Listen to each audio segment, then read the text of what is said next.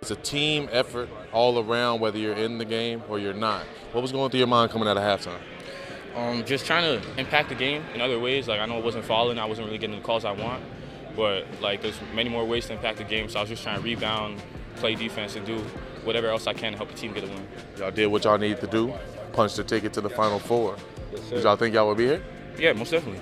Yeah, Why? because that's the work we put in throughout the whole year. We came down here expecting to win. All right, Royal Crown coming to make a statement. Like I said, reigning back-to-back OSBA champions. I think this may be the first time a team from Canada has ever made the Final Four. Yeah, So props to that, and the job's not finished. Sean Blake, 17-7.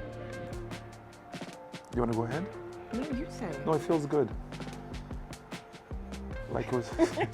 Royal Crown has a great reputation. We've heard about them. We've played against them before Sean being here. But it has transcended to be more than just basketball for us. And that is what surpassed our expectation. And then of course, we spoke with previous parents of past players. The basketball community in Toronto is quite small. It is vast and big, but it is small. And the parents that we spoke to had nothing but stellar things to say about the program, so we knew that we were comfortable in placing Sean. The key element was the facility and also the program itself. It has everybody talk about the program being highly recommended. And that was like the key element. They have a very strong academic program that was high on our list. The facilities, check, right? Academics, check. And the basketball program, most importantly, the coaches, right? We kind of did our little research to figuring out who would the hands that our child would be in.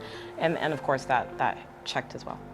On and off the court, I think that's the key. We see him on the court, we're comfortable, he looks like he's happy playing, but off the court is where it has transcended the most for us.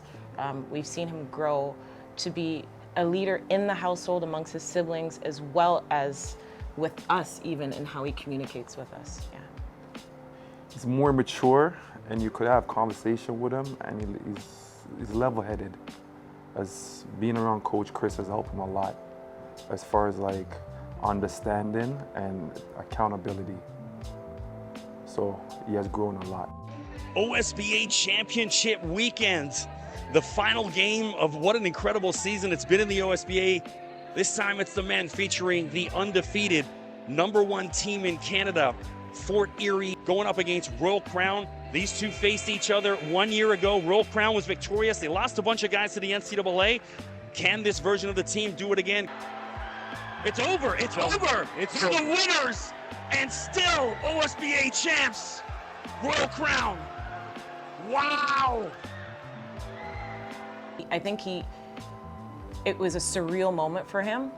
He's happy with what happened and he's ready for what's next. I think he finally achieved something big. This is big for him because he played for a while and I don't think he achieved anything like this. But on the court throughout the whole game, I didn't see him rattled or off bar or show any emotion. It was intense. It felt like Fort Erie was going to pull away when they went up by like 5 or 6. But for some, like Royal Crown always figure a way to just keep in the game. And I think they just showed the toughness. They were more tougher mentally. I saw a calm team, regardless of where they were on the court, whether they were down 7 or they were up 2. They were calm the whole game. He was very level-headed after the game. What touched me the most was immediately, while he did celebrate, he immediately ran over to Fort Erie's players. And these are guys that he's played. We've seen them in the gym, whether you've played with them or against them. So that proved to me even tenfold the maturity level with which he's standed. It's a big accomplishment. I think for years we've been writing down 2024, class of 2024, and here we are in 2024, and he achieved that goal. You made your commitment to Vermont. What is it about Vermont that's the right place for you? It's just, when I took my visit, all the coaches made me feel welcome. It's really a family over there. It seemed very nice. Like, it was just, I just felt home there. That's why I committed. It feels good. Yeah, no, he called us crying when he got that offer. The coaches at University of Vermont, when we went there, they spoke very highly of where he is right now. They tout Royal Crown as one of the top programs in the GTA. Having come here, they say that they're confident that they're going to get a well-rounded player once Sean does come to Vermont. So that, right, like it's like, yes, he's going to Vermont, but where is he right now? And how ready is he gonna be once he gets there? So those were the key elements that make us even more secure in sending him away to Vermont, knowing that where he's coming from. And also here. the similarity between Vermont and Royal Crown. Very similar. Very similar, the way the program is run. Similar schedule. Structure, So discipline, so you won't be overwhelmed going to Vermont. no like nonsense. Yeah, you'll be used to that workload as far as like the studying, training, like similar schedule. Yes, he is a basketball player, but he's only on the court how much times of the day? And he's only in the gym how much times of the day? What outside of that? We would get calls from Coach Chris all at the certain time. times, and we're on the phone for an hour or 2 hours talking about Sean. And not just on the court, right? About him as a person. So when you're at a level where the coaches are communicating with your parents, he can't come home and we not know what's going on, and it's similar vice versa. He can't go to school and the coach not know what's going on with us. So they have prepared him mentally, physically, and emotionally to go to that next level.